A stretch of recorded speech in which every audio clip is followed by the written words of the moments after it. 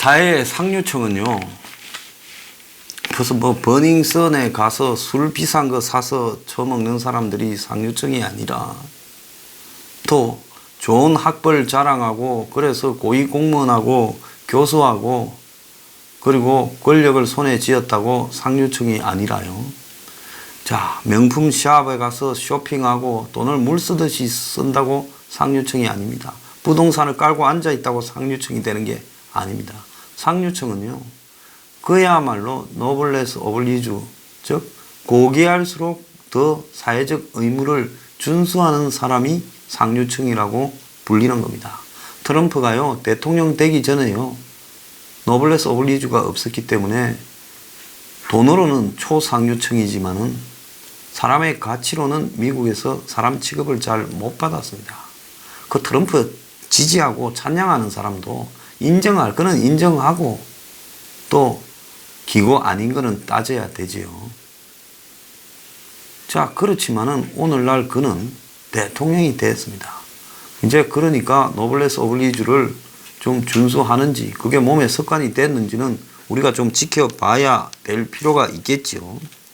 자, 지금 미국이 이제 대선을 향해서 가고 있는데 미국 대선의 가장 중요한 이슈가 부유세 문제로 떠오른 겁니다. 저는 부유세를 뭐 한국에 부과하자 이런 부분에 찬성하는 사람이 아니에요. 오늘 제가 말을 하고 싶은 것은 그야말로 이런 이야기를 스스로 하는 미국의 초상류층과 한국의 틈만 나면 빠져나가려고 애를 쓰는 상류층의 사이에 이 확실한 차별을 좀 한번 여러분들이 드러나 봐라고 하는 겁니다.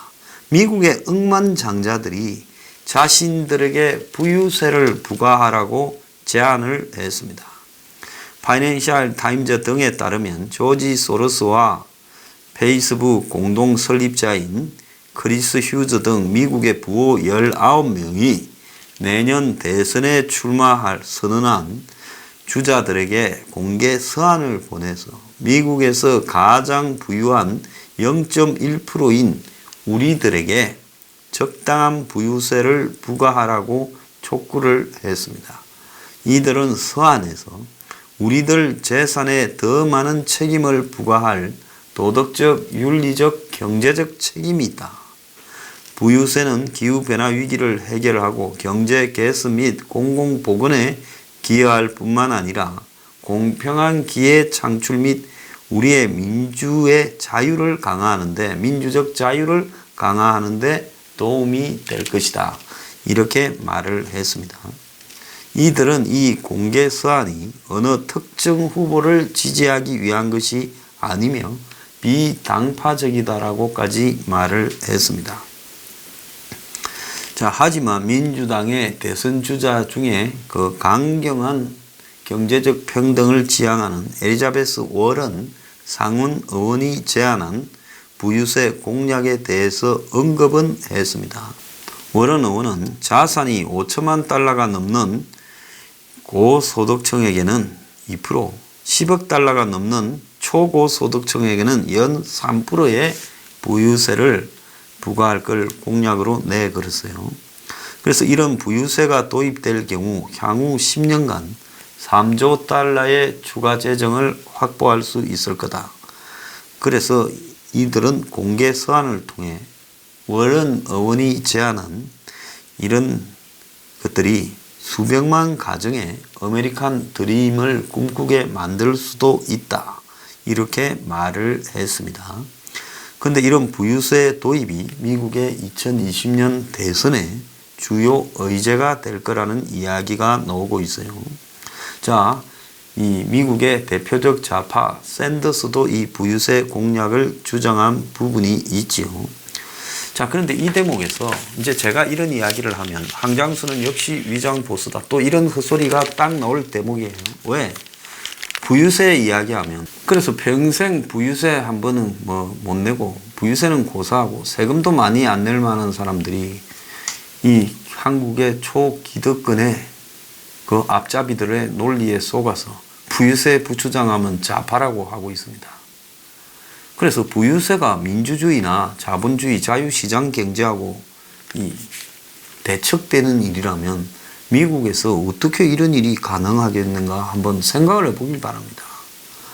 그래서 미국 유권자의 74%가 부유세 도입에 동의하고 있고 마치 미국의 우파라고 생각하는 한국 사람들이 공화당 지지자의 65%도 찬성하고 있다는 거예요.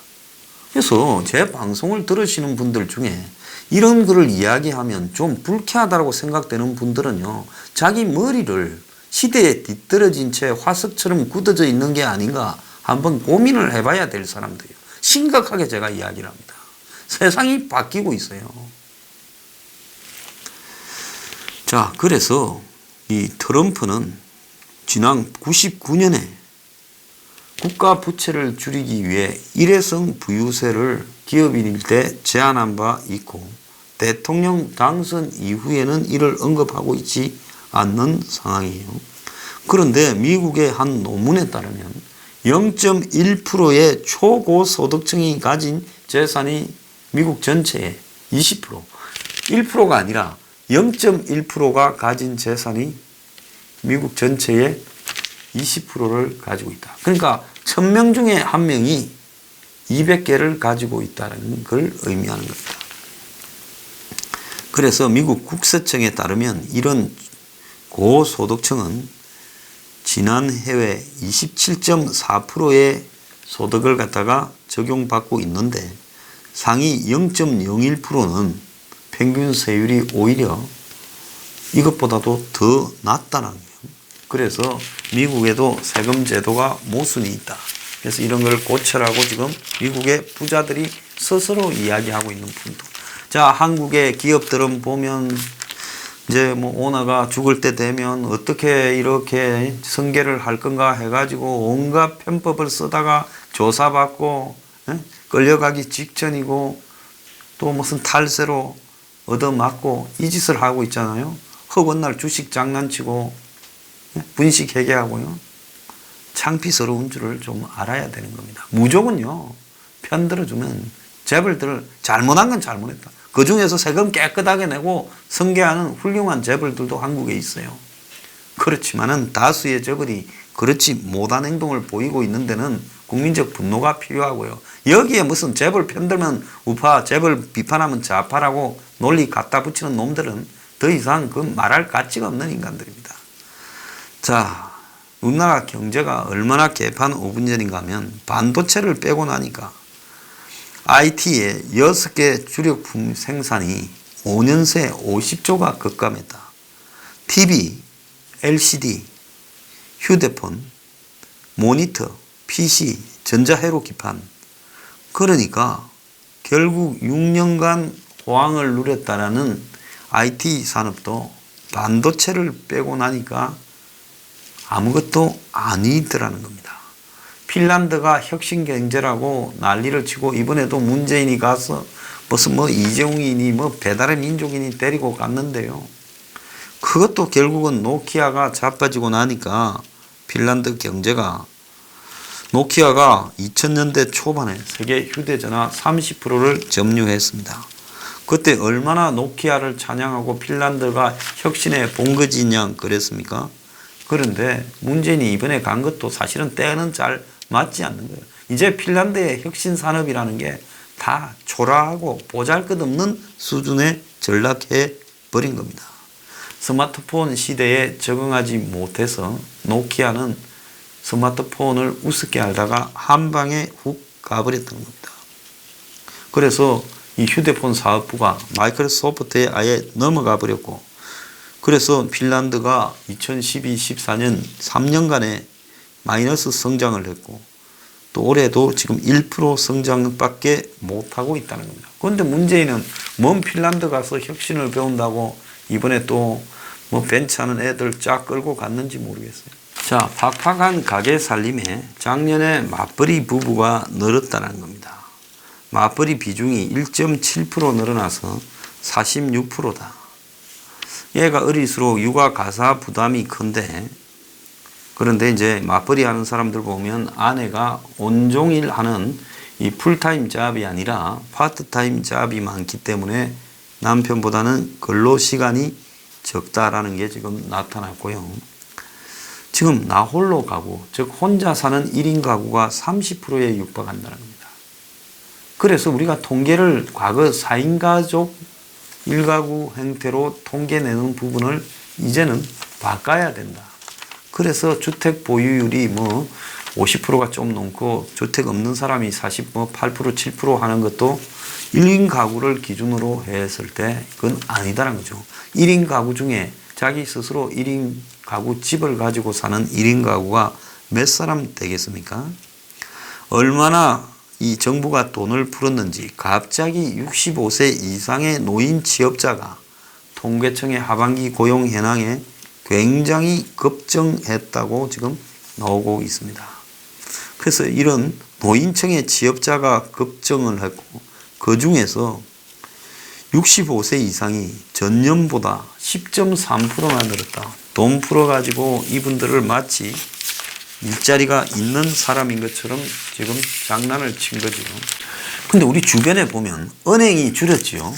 은행 점포가 요즘 다 없어지고 옛날엔 동네 골목 목 좋은 데마다 다 있었는데 딱 길거리에 이 목 좋은 동네 건널목이 있는데 이런 데 앞에는 다 있었는데 이제는 은행 점포 찾기가 어렵고 ATM이 대부분이고 그래요. 그런데 은행 직원이 작년에 급증을 했다고 이렇게 나왔습니다. 그래서 어찌 된 건가 보니 금감원이 기준을 바꿔 일자리 통계를 부풀렸다는 거예요. 그래서 은행에 청원 경찰, 비정규직, 파견 직원 등을 다 포함시켜서 금융권에서 작년에 14,000명이 증가했다고. 그래서 은행 직원들이 2013년부터 계속 줄었어요. 그래서 계속 줄어서 이 12만 8,500명 정도까지 줄었는데 갑자기 은행 직원이 14만 2,744명으로 확 늘었다는 겁니다. 그래서 어떻게 은행들이 지금 은행원들은 한 명당 평균 연봉이 1억이 넘을 건데 그런데 1억 넘는 그런 연봉 자리들을 이 불황에 점포로 줄이면서 다 어디서 근무하고 이렇게 일하나 생각을 했더니만 결국은 보니까 이 소매금융이 적은 그러니까 기업이나 이런 특수한 은행들 산업은행 특수은행을 빼고 일반 은행에서 14,000명 정도가 늘었다는 거예요. 그리고 은행 전체로는 계속 줄어들었는데 갑자기 작년에 이렇게 14,000명이나 느는 일이 어디서 나왔나 보니까 집계 기준을 바꾸어서 기존 정규직 직원에다가 비정규직과 외부에 파견된 직원까지 한꺼번에 포함시켰다는 겁니다. 그러니까 점포나 본점에서 일하는 인력, 그리고 청원 경찰, 그리고 은행의 콜센터 상담원 등도 전부 은행 고용 인력으로 잡았다는 겁니다. 그래서 이 정부 당국이 일자리 창출을 한다니까 금융계에서 정부에다가 잘 보이려고 가짜로 이런 식으로 억지로 끼워 넣어서 일자리 창출이 된 것처럼 했다라는 겁니다. 자, 그래서 이런 갑자기 늘어난 일자리 창출이라는 것은 그야말로 또 좀 있으면 의미가 없이 사라지게 되겠죠. 그래서 보험이나 증권업체 같이 기존의 기준을 그대로 준수하는 데는 직원들이 줄었지 늘지가 않았다는 겁니다. 그러니까 일반 은행들에서 억지로 지금 그냥 잠깐 청소하는 아줌마들까지도 다 고용 인력으로 집어넣어서 정부를 기쁘게 해줬다. 지금 이렇게 지금 봐야 되는 겁니다. 중소기업을 조사해 보니 86%가 하반기에 투자 확대나 신사업 계획이 없다고 500개를 조사했는데 이렇게 말했다는 겁니다. 중소기업 10곳 중 9곳이 올해 하반기 투자할 생각이 전혀 없다. 이렇게 말을 했다는데요. 오직 13.6%만 투자 확대 5.6, 신사업 신기술 도입 8.0 이렇게 그럴 의사가 있다고 했다는 겁니다. 그럼 중소기업이 왜 이렇게 보수적으로 지금 올해 미래 전망을 보느냐? 하반기 경기가 안 좋아질 게 뻔한데 그야말로 물이 다 말라버리는데 배 띄었다가 어떻게 되겠느냐. 그래서 중소기업의 51.2%가 하반기가 상반기보다 더 어려울 거라고 보고 호전될 거라는 사람은 11%밖에 안 됐다는 겁니다. 그래서 뭐가 그러면 나빠질 거라 보냐니까 절반쯤이 매출이 나빠질 거다. 영업이익이 나빠질 거다도 절반쯤. 자금 조달도 나빠질 거다가 절반쯤이라는 거예요. 그래서 향후 경영에 뭐가 제일 위협적인 요인이냐 물으니 51.6%가 최저임금 급등이고 근로시간 단축도 38.4%라는 거예요. 자, 이뿐만 아니라 기업들이 지금 도피하듯 탈한국을 하고 있다. 요즘 만나면 몇 사람들 만나면 농담하듯이 네 해외에 나갈 돈이냐 묻고 있습니다. 이 나라가요 진짜 전부 다 빠져나가고 있어요. 1분기에만 16조가 빠져나갔다. CJ가 미국의 냉동식품 회사 시완스 컴퍼니를 2조 들어서 인수를 했다는 겁니다. 최근에요. CJ가 이렇게 한 부분은 한계에 도달한 국내 시장 대신 세계 최대 식품 시장 미국에 거점을 마련하겠다. 말은 이래 하지만 이제 한국이 불안하니 다 도망가는 거다. 이렇게 봐야 되는데요. 한국 경제는 전통적으로 수출 제조업이 끌어왔죠. 그래서 질 좋은 노동과 창의력을 바탕으로 70년대는 섬유 신발, 80년대는 철강 기계, 90년대는 전자자동차, 2000년대는 휴대전화, 반도체 등이 주력 산업이었는데 이제 한국의 기업 환경이 악화되면서 기업들이 해외로 빠져나가는 것이 지금 이제 오프쇼링이라 그러죠. 그래서 보편화되어 가고 있다는 겁니다. 올해 1월 달부터 3월 달까지 대기업의 해외 직접 투자 규모가 12조를 기록했다는 거예요. 그래서 작년에 같은 기간보다 140.2%가 늘었다는 겁니다. 엄청나게 빠져나가고 있어요. 얼마 전에 LG가 미국 테네시주, 롯데케미칼이 루이지애나주에 갔죠. 그래서 롯데는 31억 달러 투자했다고 신동빈이 백악관에 초청되어 갔다 오지 않았습니까? 한국 규제 많고 원가 경쟁력 없다고 외국인 투자는 36%가 감소했다. 자, 국내 기업은 빠져나가고 외국인은 한국에 투자하지 않아요. 국내 기업이 도망가는데 여기에 투자하는 나라가 미친 나라지. SK는 조지아주에 자동차용 배터리를 이렇게 공장을 짓고 있고. 그래서 미국이 고율 관세를 때리는데 아메리칸 퍼스트라고 딱 들어올 때 관세를 25% 때리는데 이제 미국의 내부에 가서 고용해서 생산하는 게 낫겠다라고 지금 이렇게 하는 겁니다. 그래서 제가 수도 없이 제조업을 살려야 된다고 이야기하는 거예요. 중소기업도 지금 탈한국을 해서 1분기에 중소기업 해외 직접 투자액이 4조 2천억이라는 겁니다. 중소기업이요. 그래서 이 중소기업들까지도 다 빠져나간다. 자, 개발도상국 수준에서 과거에 임금 아끼려고 해외로 나가는 수준을 넘어서 이제는 다 살라고 해외로 빠져나가는 현상이 도피하듯이 앞다투어 나가는 모습이 보이고 있어요. 그래서 국내에는 그냥 비교 우위가 있는 신산업에만 투자가 좀에 몰리고 제조업 투자는 줄어들어서 투자 양극화가 국내 고용의 질과 양을 다 악화시킨다. 자, 원자재 비용, 공장 비용, 건설 비용, 노동 비용까지 해외가 싸니 한국에 누가 장사하겠냐 합니다. 자, 그래 놓고는 기업은 한국엔 또 다 팔아먹습니다. 해외에서 생산한 걸. 이제 어떻게 해야 되겠어요? 한국에서 생산하지 않은 한국 업체의 물건을 우리가 국산이라고 비싸게 사줘야 되냐? 우리가 민노총 정리하고 땅 싸게 주고 그리고 기술 개발에 대해서 국가가 주도해서 여러 가지 제공을 해주고 그 대신 앞으로 한국에서 생산하지 않는 기업들은 굉장한 불이익을 줘야 된다. 우리도 그렇게 가지 않으면 대한민국은 나중에 거의 비어버린 나라가 될 겁니다. 제조업이 사라졌는데 뭘 해먹고 살 겁니까?